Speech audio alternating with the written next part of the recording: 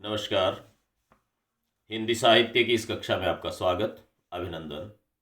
मैं डॉक्टर गजानन चारण, सह आचार्य, राजकीय महाविद्यालय सुजानगढ़। आज हम हिंदी साहित्य के प्रथम प्रश्न पत्र में गोस्वामी तुलसीदास,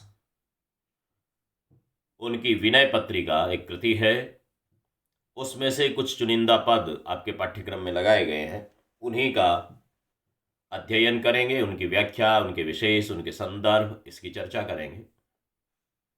आप और हम सब जानते हैं कि गोस्वामी तुलसीदास हिंदी साहित्य की भक्ति काल में एक बहुत बड़ा नाम है।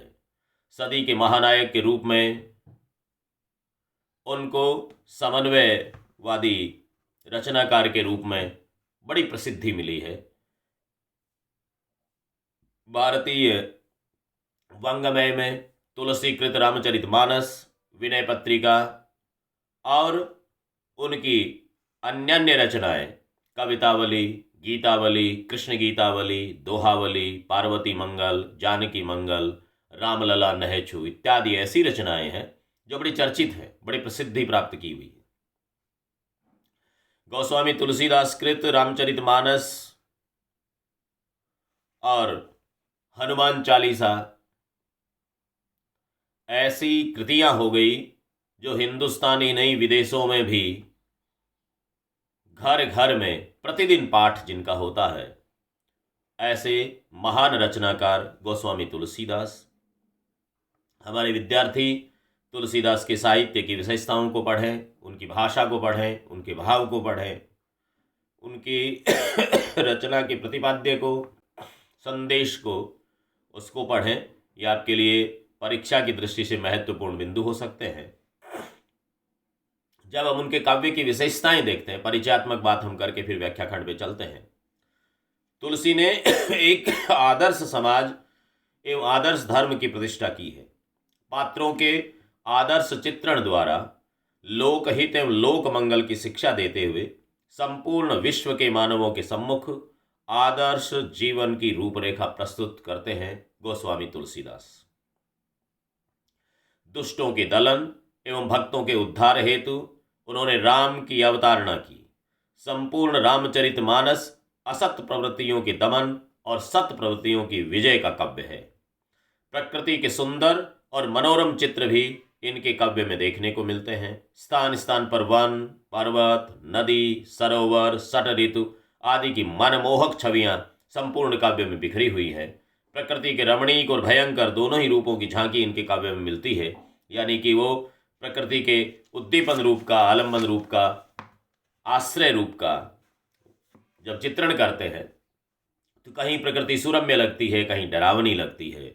जहाँ विभत्स रस की, भयानक रस की सृजना करनी होती है, वहाँ रचनाकार उस रूप में प्रकृति का चित्रण करता है। ये तुलसी के पास में अपनी भाषा पर बड़ा जबरदस्त अधिकार रहा है।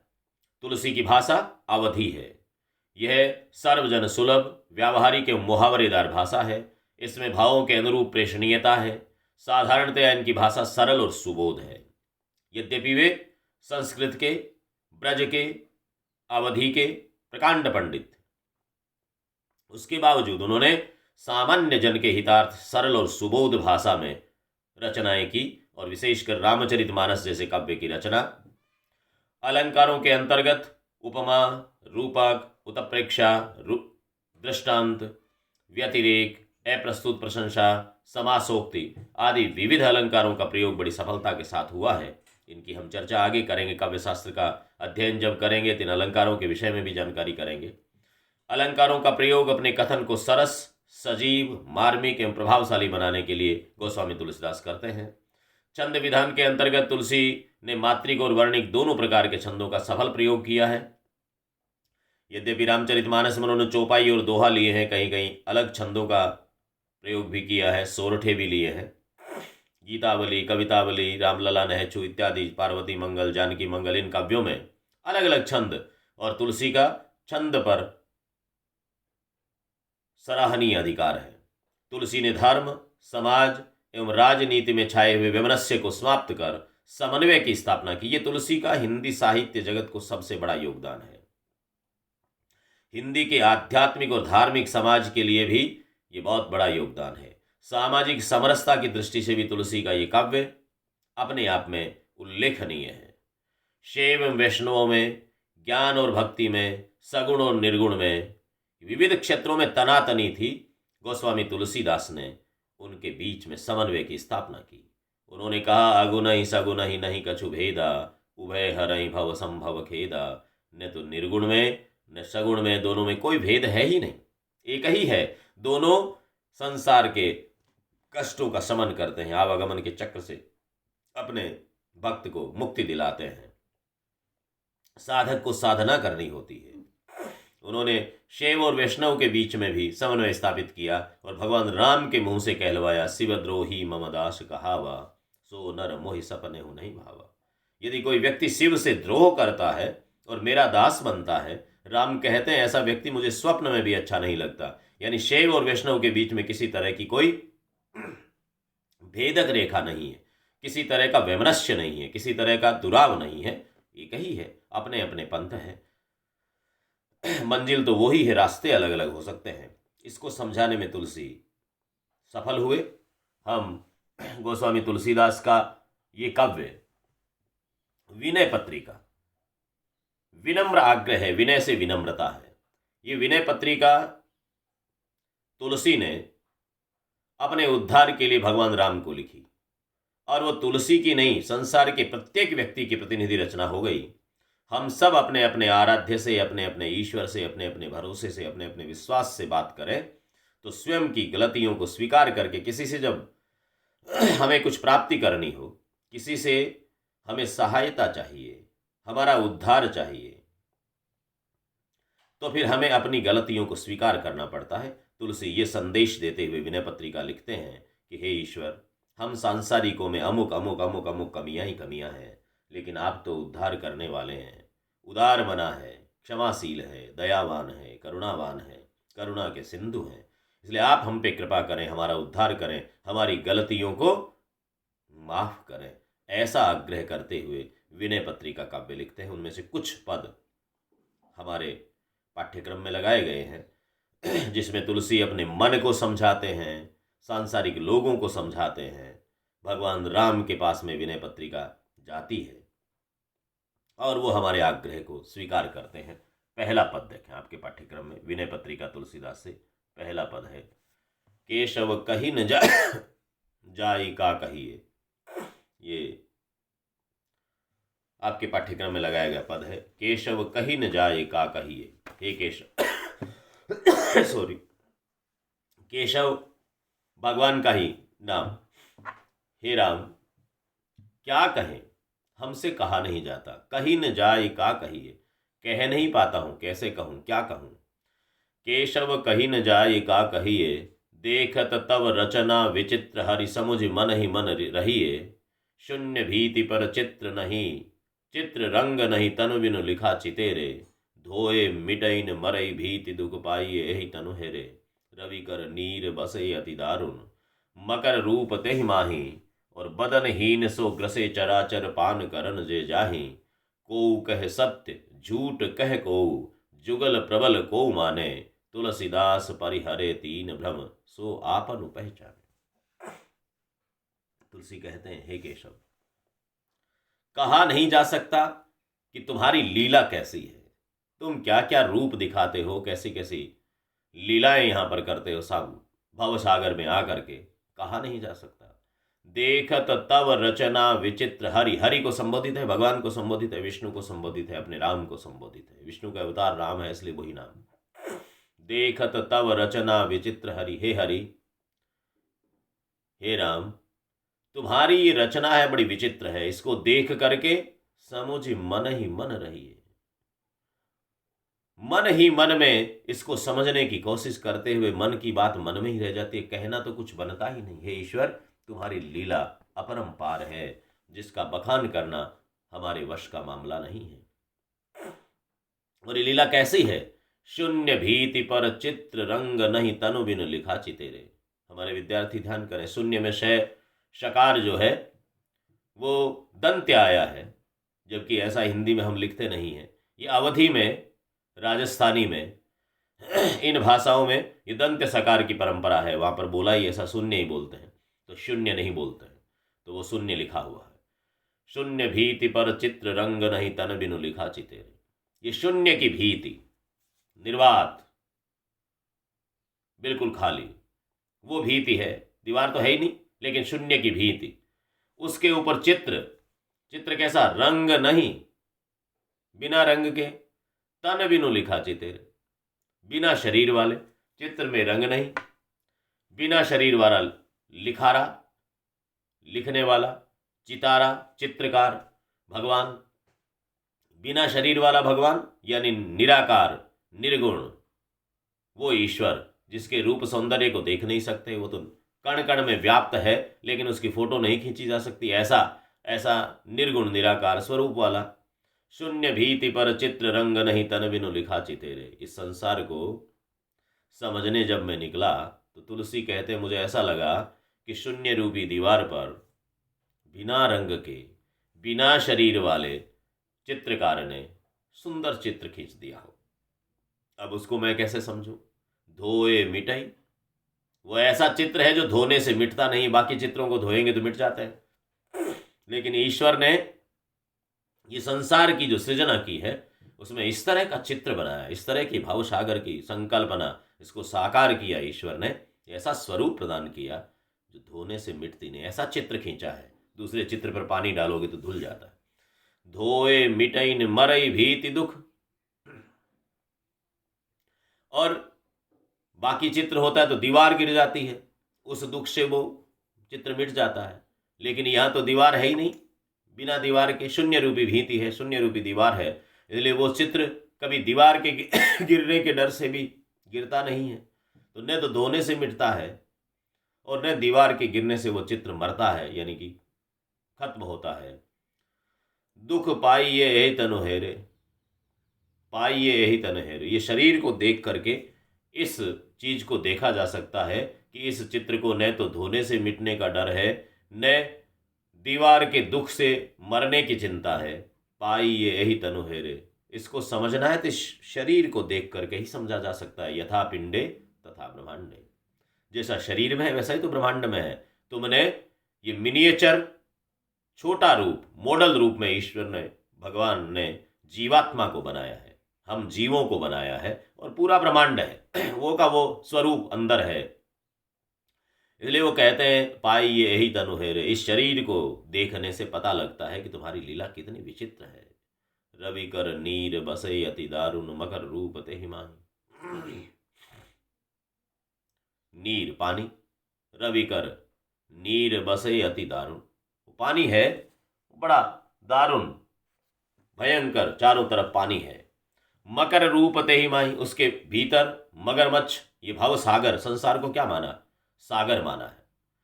कवियों ने, भक्तों ने, संतों ने कहा संसार ये सागर है, ये भयंकर पानी, जल जलाकार चारों तरफ, उसके भीतर मगरमच्छ, मकर माने मगरमच्छ।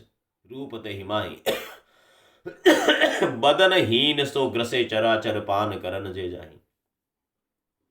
और उस पानी को पीने के लिए जो जाता है उसको बदनहीन, बिना शरीर वाला यमराज, बदनहीन सो ग्रसे चराचर, बिना शरीर वाला वो यमलोक, यमराज का दूत, ग्रसे चराचर, चर और अचर को ग्रहण कर जाता है। पान करन जे, उस पानी को पीने के लिए जो भी जाता है, भव सागर के पानी को पीने के लिए, यानी कि इस संसार में जो व्यक्ति सांसारिक माया, मोह, लोभ, काम, क्रोध, मद, मत्सर इनमें उलझ जाता है और यहाँ की सांसारिक लीलाओं में खो जाता है और अपने ईश्वर को भूल जाता है, संसार का आनंद, भौतिक आनंद की चकाचौंध में खो जाता है, उसे बदनहीन सो ग्रसे चराचर, उन्हें कब ईश्वर के वो दूत, यमराज के वो दूत खा जाते हैं, उठा ले जाते हैं, पता ही नहीं लगता। पान करन जे जाहि, जो इस संसार का उस आनंद लेना चाहता है, सब सिर्फ और सिर्फ भौतिक चकाचौंध में उलझना चाहता है, उसे मरना ही पड़ता है। को कहे सत्य झूठ कहे को, कोई तो कहता है संसार सत्य है, सच्चा है, कुछ लोग तो कहते हैं संसार ही है, आगे क्या है, कुछ नहीं, इसी संसार में सब कुछ करना है, यहीं पर कर लीजिए, यावत् जीवेत सुखम जीवेत ऋणम कृत्वा घृतम पिबेत भस्मीभूतस्य शरीरस्य पुनर्जन्मम कुतः। हमारे यहाँ चारवाक दर्शन है हिंदुस्तान का। उन्होंने कहा जब तक जीवो सुख से जीवो, ऋण लेकर के भी पियो लेकिन घी पियो, यानी मजे करो, मौज करो, आनंद करो। भस्मीभूतस्य शरीरस्य, ये शरीर तो नश्वर है, भस्मीभूत है, वापस पुनर्जन्मम, पुनर्जन्म होगा कि नहीं होगा किसे पता, सच है तो ये संसार ही है। उन्होंने ये कहा। हमारे यहाँ अलग अलग तरह के विचार आए हैं। तुलसी कहते हैं, कोई कहता है ये संसार सत्य है, कोई कहता है संसार मिथ्या है। ब्रह्म सत्य जगत मिथ्या, संस्कृत का सूत्र है। ब्रह्म सत्य है, संसार तो मिथ्या है, झूठ है, छाया है, माया है। तो तुलसी कहते हैं कोऊ कहे सत्य झूठ कहे कोऊ, जुगल प्रबल दो माने कोऊ माने। कुछ लोग ऐसे हैं जो कहते हैं संसार भी सही है, ईश्वर भी सही है, दोनों की सत्ता है। द्वैत अद्वैत, द्वैताद्वैत, विशिष्टाद्वैत, अलग अलग सिद्धांत है। तो वो कोई कहता है संसार सत्य है, ईश्वर का कुछ लेना देना नहीं। कोई कहता है ईश्वर सत्य है, संसार झूठ है। कोई कहता है दोनों ही सत्य है। कोई कहता है कि सत्य और असत्य के बीच में बड़ी भेदक रेखाएं आप खींच नहीं सकते, इसलिए इनको विशिष्टाद्वैत, विशिष्ट रूप से द्वैत और अद्वैत दोनों ही है, अलग अलग है भी, साथ में भी है। पता नहीं किस किस तरह से आत्मा परमात्मा की व्याख्या करने वाले संत हुए हैं। तुलसी सामान्य जन से बात करता है। तुलसी कहता है, कोई तो कहता है संसार झूठ है, कोई कहता है संसार सत्य है, कोई दोनों बातों को मानता है। लेकिन तुलसी क्या कहता है? तुलसी कहता है तुलसीदास परिहरे तीन भ्रम जो आपन पहचाने। ये तीनों भ्रम, ऊपर जो भ्रम की है ना, कोई कहता है सत्य है, कोई कहता है झूठ है, कोई कहता है भाई दोनों ही है। ये तीनों तरह के जो भ्रम है, तुलसीदास परिहरे तीन भ्रम, इन तीनों भ्रमों को परिहरना माने मिटाना, दूर करना।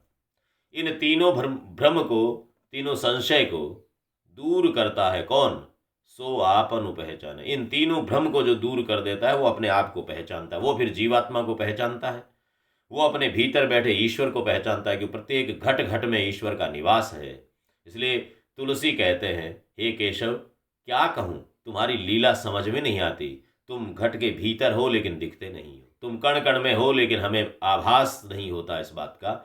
जब तक व्यक्ति इन भ्रमों में फंसा रहता है कि ईश्वर है कि नहीं है, संसार सत्य है कि ईश्वर सत्य है, इन भ्रम में फंसा हुआ व्यक्ति ईश्वर की सत्ता को स्वीकार नहीं कर सकता, उसके दर्शन प्राप्त नहीं कर सकता। इसलिए भगवान को तुलसीदास जी विनम्र निवेदन करते हैं विनय पत्रिका में कि हे ईश्वर, तुमने कैसी लीला बनाई है। मुझे कई बार तो लगता है कि संसार का व्यक्ति यदि भटका हुआ है, भ्रमित है, संशय में है, तो फिर तुम्हारी लीला के कारण है, उसका कोई दोष नहीं है। अगला देखें, जो जन मन परिहरे विकारा, जो निज मन परिहरे विकारा। विकार कहते हैं विषय वासनाओं को, विकृति से विकार, मन के विकार को। विकार से ही बेकार बना। जो बेकार के विचार हैं, विकृतियां हैं, विद्रूपताएं हैं, विद्रूपता उससे शब्द बना।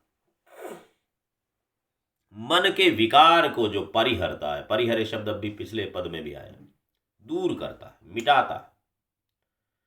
तो कत द्वैत जनित संस्रति दुख संशय शोक अपारा। जो व्यक्ति अपने मन के विकार को दूर कर देता है, तो फिर उसके तो कत, तो फिर क्यों, द्वैत जनित, दो का, द्वैत माने दोहरी स्थिति तभी तो होती है, संशय यही तो है, भ्रम यही तो है। दो में से एक नहीं तय कर पाते, जाऊं कि नहीं जाऊं, खाऊं कि नहीं खाऊं, पढ़ूं कि नहीं पढ़ूं, मुझे ये काम करना चाहिए कि नहीं करना चाहिए। ये द्वैत है। द्वैत माने दो, द्वैत जनित संस्कृति दुख, संस्कृति माने संसार, दुख। संसार में हम लोगों के सामने यदि दुख है तो इस बात का है कि हम करणीय और अकरणीय में फर्क नहीं कर पाते, कौन सा काम करना है और कौन सा नहीं करना है, इसका भेद नहीं कर पाते, निर्णय नहीं कर पाते। इसलिए, और ये निर्णय नहीं होने का कारण तुलसीदास मानते हैं कि मन के भीतर विकार है, सच्चाई को स्वीकार नहीं कर सकते। हमारे सामने माया मोह काम क्रोध आ जाता है, मेरा तेरा आ जाता है, दूसरे से किसी घृणा नफरत आ जाती है, पूर्वाग्रह दुराग्रह सामने आ जाते हैं। एक ही विषय में, एक ही घटना के लिए हमारे निर्णय अलग अलग होते हैं, हमारा चिंतन अलग अलग होता है, हमारे विचार अलग अलग होते हैं। यदि गांव में कोई चोरी करते हुए किसी की सूचना मिलती है कि फला व्यक्ति ने चोरी कर ली, तो आपके मुंह से पहली बात निकलती है कि पकड़ो, जेल में डालो। लेकिन अगले पल यदि सूचना मिलती है कि नहीं, वो चोरी करने वाला तो आपका भाई था, तो कहते हैं नहीं नहीं नहीं, कोई कारण दूसरा रहा होगा, चोरी नहीं की, झूठी बात है, उस पर आरोप लगाया जा रहा है, मेरा भाई चोरी कर ही नहीं सकता। एक ही घटना के लिए आपके विचार बदल जाते हैं। ये द्वैत जनित संस्कृति दुख, ये दोहरा मापदंड जो हमारा है, दोगलापन जो हमारा है, इसके कारण संसार में दुख है। ये विकृति है मन के भीतर। इसलिए तुलसी कहता है, जो निज मन परिहरे विकारा, जो अपने मन के विकार को त्याग देता है, दूर कर देता है, उसके फिर ये दोहरा वाला द्वैत जनित संस्कृति दुख, दो रास्ते वाला एक रास्ता हो जाता है उसके लिए। फिर दोहरे दोराहे पर खड़ा नहीं रहता। संसार के दुख द्वैत जनित नहीं, दो करूं नहीं करूं ये वाले संकट उसके सामने नहीं आते। संशय शोक अपारा, संशय के और शोक माने दुख अपार, ये उसके सामने आते ही नहीं, वो रहते ही नहीं, दूर हो जाते हैं। सारे के सारे दुखों का, कष्टों का, भ्रम और संशय का, शोक का कारण तुलसी मन के विकार को मानता है। शत्रु मित्र मध्यस्थ तीन ये मन कीन्हे बरी आई। हमारे सामने तुलसी श्रेणियां बांटता है, कैटेगराइज करता है लोगों की। हमारे सामने जो लोग हैं उनमें से कुछ हमारे शत्रु हैं, कुछ हमारे मित्र हैं, कुछ मध्यस्थ है, जो न शत्रु है न मित्र है, बीच बीच में दोनों तरफ है। कभी शत्रुओं की श्रेणी में आ जाते हैं, कभी मित्र की श्रेणी में, कभी शत्रु मित्रों को मिलाने वाले मध्यस्थ के रूप में आ जाते हैं, मीडिएटर के रूप में आ जाते हैं। मन की इन्हें बरियाई, इन्होंने मन को पागल कर दिया, बोरा दिया मन को। इनके कारण मन है वो भ्रमित होता है, ये विकार उसी से पैदा होता है। शत्रु यदि बहुत अच्छा काम भी करता है तो आप उसकी सराहना नहीं करते, क्योंकि आपका मन स्वीकार नहीं करता उसको। आपका मित्र गलती करता है तो आप उसको कुछ कहते नहीं है, उस पर आप आंखें बंद कर लेते हो या जानबूझ करके उसकी गलती पे पर्दा डालते हो। मध्यस्थ, अब मध्यस्थ के लिए आप खुद तटस्थ रहते हो कि देखते हैं पलड़ा किधर झुकता है, उसके बाद में देखेंगे इसका पक्ष करना है कि विपक्ष में जाना है, इसकी बात को हाँ कहनी है कि ना कहनी है। मध्यस्थ के लिए ये हमारी नीति रह जाती है। तो मन को पागल ये तीनों श्रेणियां करती, त्यागन, गहन, उपेक्षणीय, अहि हाटक त्रन की नाई। शत्रु है, ऊपर से नीचे देखना, ये तुलसी की काव्य कला है। शत्रु है तो हम त्याग करना चाहते हैं, मित्र है तो ग्रहण करना चाहते हैं, मध्यस्थ है तो उपेक्षणीय, उपेक्षा, तिरस्कार, नजरअंदाज करना, आंखें बंद कर लेना, उपेक्षणीय, उसकी उपेक्षा करते हैं। अहि हाटक त्रन की नाई, अहि सर्प है, सांप दिखा, दूर चल भाई, तू दूर जा या हम उससे दूर हो जाएंगे, ये शत्रु। अब देखो, शत्रु, सर्प और त्यागना, ये तीनों चीजें एक साथ मिलनी। मित्र, मित्र की बात को ग्रहण करते हैं, कैसे ग्रहण करते हैं? हाटक, स्वर्ण, सोना, सोने को प्राप्त करते हैं, दिखा तो फट से प्राप्त कर लिया, पकड़ लिया। अब चोरी का है कि किसी और का गिर गया, खोटा है कि खरा है, सोना दिखते ही आपने उठा लिया। ऐसे ही मित्र की बात को आप बिल्कुल दिल से लगा लेते हो, ले लेते हो, अपना लेते हो। और तृण, तिनका है, तिनके को ठोकर मारोगे, दूर डालोगे, पांव के नीचे कुचल दोगे, उपेक्षा करोगे, कौन उठाएगा? तिनका पड़ा है रास्ते में, बहुत से तिनके पड़े रहते हैं। सांप है रास्ते में, आप दूर हट जाओगे या मार करके उसको दूर हटाओगे। तो ये शत्रु के साथ में व्यवहार हुआ त्यागने का। मित्र है तो सोने की तरह आप उसको अपना लोगे, बिना कुछ देखे सोचे समझे, वो आपको अच्छा ही लगता है, उसमें आपको फायदा ही लगता है, भले उसके लिए बाद में जेल में जाना पड़े, लेकिन उसको उठा लोगे। और रास्ते में चलते तिनके पड़े तो पांव के नीचे दबे कि उड़ के कहीं जाए, आपकी नजर ही उन पे नहीं जाती, तो मध्यस्थ लोग हैं। ये तुलसी कहता है व्यवहार करने के लिए आपको या तो शत्रु बनना है या मित्र बनना है। मध्यस्थता करते हो ना, कभी इधर कभी इधर, ये मुरादाबादी लोटा लुढ़कने वाला व्यवहार, इसमें फिर उपेक्षा का भाव ही रहता है, और तिनके की तरह उसकी हमेशा उपेक्षा होती, उसको कोई ग्रहण करना नहीं चाहता। असन बसन पशु वस्तु विविध विध सब मन मह रह जैसे। असन बसन पशु वस्तु विविध विधि, सब मन में रहे। जैसे तुलसी कहता है हमारे मन के भीतर है सारा, खान पान, कपड़े, पशु प्रवृत्ति, अन्य वस्तुएं, ये सब हमारे मन के भीतर है। सरग नरग चर अचर लोक बहु बसत मध्य मन तैसे। जिस तरह से मनी कहते हैं धन को, रुपए को, और मन, मनी और मन दो को मिला है। तो ये सब चीजें हमारे मन में, आपको खाने में कौन सी चीज अच्छी लगती है वो आपके मन में बसती है। पहनने के लिए आपको कौन सी चीज अच्छी लगती है वो आपके मन में बसती है। पशु, वस्तुएं, ये सारी चीजें विविध विधि से आपके मन के भीतर रहती है। जो आपको अच्छा लगता है वो मन के भीतर। उसी तरह से तुलसी कहता है स्वर्ग और नर्ग, चर और अचर, ये सारे लोग हमारे मन के भीतर ही बसते हैं। स्वर्ग कहीं ऐसे चल करके स्वर्ग नहीं जाना है, चल करके नर्क नहीं जाना है, चर अचर की आपको यात्राएं नहीं करनी है। तुलसी कहता है आपके मन के भीतर ही है स्वर्ग नर्क, ये सारे लोग मन के भीतर है। मन आनंदित है, प्रसन्न चित्त है, स्वर्ग है। मन दुखी है तो नर्क है, वही तो मामला है। तो भीतर ही है। आगे समझाते हैं उसको, मन में तथा लीन नाना तनु प्रकटत अवसर, विटप मध्य पुतरिका सूत में कंचु की बिन ही बनाए। इनकी तुलना करते हुए दृष्टांत देता है कवि और कहता है कि कैसे हैं मन के भीतर आपके खाना पीना, पहनना, आचरण करना, स्वर्ग नर्क चर अचर, ये सारे मन के भीतर कैसे हैं। तो फिर वो समझाता है इस तरह से मन के भीतर है विटप मध्य पुतरिका। विटप कहते हैं पेड़ को। पेड़ के भीतर पुतली निवास करती है। अब कैसे निवास करती है? पुतली बनाने वाला जो खाती है, सुथार है, लकड़ी का कारीगर है, वो पेड़ की लकड़ी लेता है तो पेड़ को काटेगा, उसमें से लकड़ी लेगा, उस लकड़ी से पुतली बनती है। तो कुल मिलाकर के पेड़ में पुतली का निवास हो गया, यानी उसी लकड़ी से बनी है। तो वो पेड़ जब खड़ा था तो उसके भीतर पुतली का निवास है।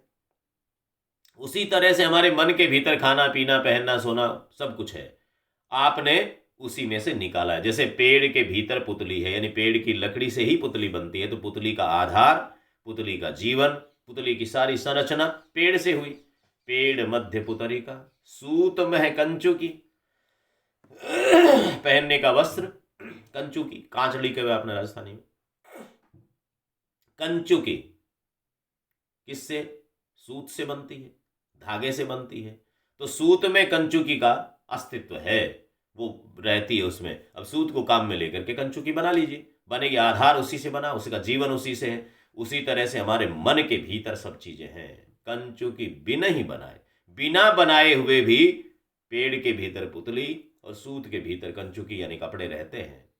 उसी तरह से मन में है तथा लीन नाना तनु, इस मन के भीतर नाना प्रकार के, विभिन्न प्रकार के तन धारण करके, शरीर धारण करके, ये हमारे कपड़े, हमारे खान पान, विविध वस्तुएं, स्वर्ग नर्क चर अचर, सारे इस मन के भीतर बैठे हुए हैं, अलग अलग शरीर धारण करके।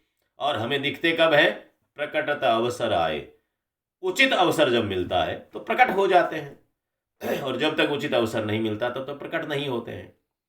हमारे मन के भीतर क्रोध भी है, शांति भी है, प्यार भी है, प्रतिशोध भी है, सब चीजें हैं, भक्ति भी है, वैराग्य भी है, श्रृंगार भी है, भय भी है। तो सारी चीजें उचित अवसर देख करके प्रकट होती है। उसी तरह से मन के भीतर सब निवास करते हैं और वो उचित अवसर पाकर के प्रकट हो जाती है। इसलिए मन के विकार को हमें दूर करना होता है। इस मन से विकारों को दूर करना है, जो निज मन परिहरे विकारा। मन के विकार दूर कर देंगे तो मन के भीतर यदि विकृति नहीं होगी तो हमें स्वर्ग के आगे आए वह पर्दा नजर आ जाएगा। चीज जो खानी है हमें, चटपटी चीजें जो स्वास्थ्य के लिए नुकसान करने वाली है, वो हमेशा अच्छी लगती है। उसी तरह से मित्रों के विषय में भी, व्यवहार में भी, सामाजिक लोगों के व्यवहार में, पारिवारिक लोगों के व्यवहार में भी हम ऐसी गलतियां करते हैं कि हमारे लिए नुकसानदायक होते हैं वो हमें अच्छे लगते हैं, और जो हमारे भले की बात कहते हैं हमें बुरे लगते हैं, क्योंकि वो पर्दा है एक बीच में। वो शरीर धारण करके तो भीतर बैठा हुआ है, लेकिन आप उसको समझ नहीं पाते हैं। तो प्रकटता अवसर आया, यदि अवसर आया और मन के विकार को आपने दूर कर दिया, तो फिर आपको भला भला नजर आएगा और बुरा बुरा नजर आएगा। ये भ्रम का पर्दा हट जाएगा। रघुपति भगति बारी छालिद चित बिनु प्रयास ही सूझे। उसके लिए क्या करना पड़ेगा? इस मन को धोना है ना, मन के मैल को मिटाना है, मन के ऊपर छाई हुई उस छाई को, काई को मिटाना है। तो क्या करना है? रघुपति भगति बारी छालित चित। रघुपति की भक्ति रूपी बारी, बारी माने पानी, रघुपति की भक्ति रूपी जल, छालित चित, उससे चित्त को प्रक्षालित करिए, धोइए। मन को धोने के लिए सामान्य पानी काम नहीं करता है, उसके लिए कौन सा जल लाना पड़ेगा, कौन सा पानी है? मन को धोने के लिए भगवान की भक्ति रूपी जल की आवश्यकता है। तुलसी कहते हैं रघुपति भगति बारी छालिद चित। रघुपति की भक्ति रूपी नीर से इस चित्त को, इस मन को प्रक्षालित करिए। बिनु प्रयास ही सूझे। और जब आपने ऐसा कर लिया तो बिना प्रयास किए आपको स्वर्ग नर्क चर अचर सब नजर आने शुरू हो जाएंगे। तुलसीदास कहे चिद विलास जग बूझत बूझत बूझे। तुलसीदास कहते हैं जिसने भक्ति के मार्ग पर कदम बढ़ा दिया, ईश्वर की भक्ति के जल से अपने चित्त को प्रक्षालित कर लिया, वो बिना प्रयास ही चिद विलास, उस चिदानंद को, सत चित आनंद ईश्वर, इस चिद विलास जग को, ईश्वर के आनंद की लीला स्थली है ये संसार। इसको बूझत बूझत बूझे। बूझना माने अपने यहां तो कहते हैं पूछने को बूझना, अवधि में बूझना माने समझना। तो तुलसीदास कहे चद विलास जग बूझत बूझत बूझे। समझते समझते समझ जाएगा संसार को। जब ये ईश्वर की भक्ति रूपी जल से मन को प्रक्षालित करेगा तो धीरे धीरे ये संसार की सारी लीला समझ में आनी शुरू हो जाएगी और आपको लगेगा ब्रह्म सत्यम जगन मिथ्या। ये संसार क्या है और ईश्वर क्या है, इसका पूरा लेखा जोखा आपके सामने आ जाएगा। आज की कक्षा में इतना ही अध्ययन करेंगे। अगली कक्षा में तुलसीदास के अन्य पदों का अध्ययन करेंगे। आज के लिए इतना ही। धन्यवाद।